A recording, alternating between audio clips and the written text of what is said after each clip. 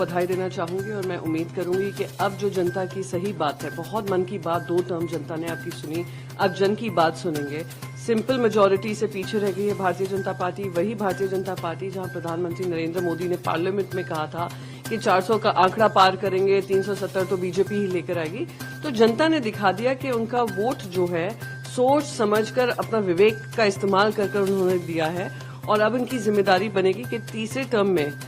अपने एलाइज को तो साथ लेकर चले ही, पर ऑपोजिशन के भी जो सवाल हैं, ऑपोजिशन के जो रोल है, जो भूमिका एकदम से खत्म करने की कोशिश नरेंद्र मोदी जी ने की थी पहले 2 टर्म्स में, जब मन आता था लोगों को सस्पेंड कर देते थे, अपने कंट्रोवर्शियल बिल्स पास करते थे, उसको नियंत्रण में लाया जाएगा और देश की उन्नति और प्रगति जिस तरीके से होनी चाहिए, जिस रफ्तार से होनी चाहिए, उम्मीद करती हूं कि इनके नेतृत्व में अब सही दिशा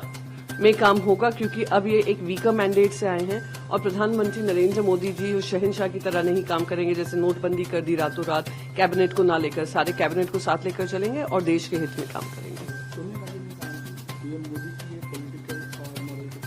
बिल्कुल, अगर आप देखेंगे कि जिस तरीके से अब प्रधानमंत्री नरेंद्र मोदी जी और सारे ही उनके मंत्रियों में इतना अहंकार आ गया था, बार बार ये कहते थे जनता ने हमें इतना बड़ा मैंडेट दिया, हम किसी सवाल का जवाब नहीं देंगे। इतिहास में पहली बार हुआ होगा कि 150 से ज्यादा सांसदों को सस्पेंड कर दिया गया क्योंकि वो सवाल पूछ रहे थे पार्लियामेंट अटैक को लेकर। फिर देश ने ये भी देखा कि इस तरीके से एजेंसीज का दुरुपयोग हुआ, ED, CBI, income tax, election commission, media houses, सबको ही घुटनों पे टेक दिया था और वो लोग गिड़गिड़ा रहे थे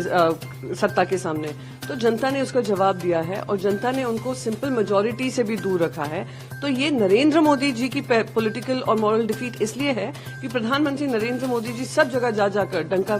पीट रहे थे कि उनको 400 से ज्यादा आंकड़े आने वाले हैं, 370 तो सिर्फ बीजेपी लेकर जाएगी। तो जनता ने उनको हकीकत से अवगत किया है, जनता ने कह दिया है कि बहुत हो गई आपके मन की बात, अब करो जन।